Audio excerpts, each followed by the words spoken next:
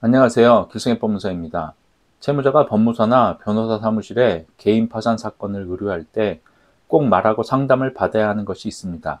개인 파산에 매우 큰 영향을 미치는 내용들이라 꼭 확인할 필요가 있기 때문입니다.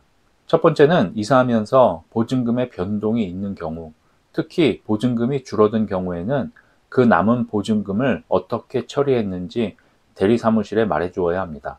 또 자영업을 하다가 폐업한 경우에도 사업장 임차 보증금을 어떻게 처리했는지 말해주어야 합니다. 만약 이러한 행위가 재산은닉에 해당된다면 면책을 받는데 문제가 될 수 있기 때문입니다.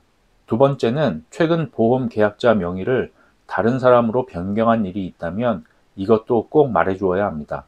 만약 보험 환급금이 적은 경우에는 문제가 될 소지가 적지만 보험 환급금이 큰 경우에는 법원에서 재산은닉으로 문제를 삼을 수 있기 때문입니다.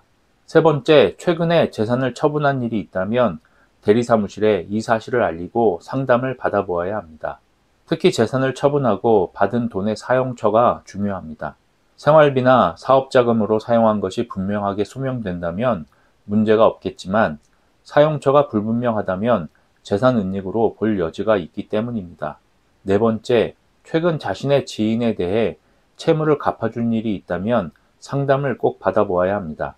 일반적으로 이런 경우 재산을 빼돌린 것도 아니고 당연히 갚아야 할 채무를 갚은 것이므로 아무 문제도 되지 않는다고 생각하는 것이 보통입니다.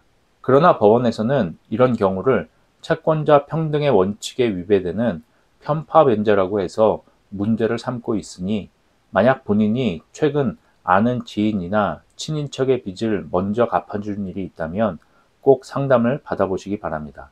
마지막으로 최근 이혼이나 상속을 받은 일이 있다면 반드시 대리사무실에 말하고 상담을 받아보아야 합니다. 이혼하는 것은 개인의 가정사로서 아무 문제도 아니지만 만약 부부간에 재산 분할을 하였고 배우자에게 더 많은 몫이 돌아갔다면 이것은 재산을 빼돌린 것으로 볼 여지가 있기 때문입니다. 상속을 받은 경우에도 마찬가지입니다. 상속을 포기한 경우는 문제가 없으나 상속 재산을 협의 분할하여 원래 자신의 몫보다 적게 상속받은 경우에는 문제가 될 수 있습니다.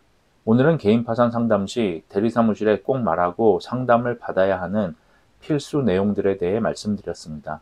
문제를 모르고 있다가 갑자기 당하면 더 당황할 수밖에 없습니다. 개인 파산에서 어떤 것들이 문제가 될 수 있는지를 전문가와 미리 상담을 통해 점검하신다면 큰 문제 없이 면책을 받을 수 있을 것입니다. 오늘의 영상이 도움이 되셨다면 좋아요, 구독 부탁드립니다. 감사합니다.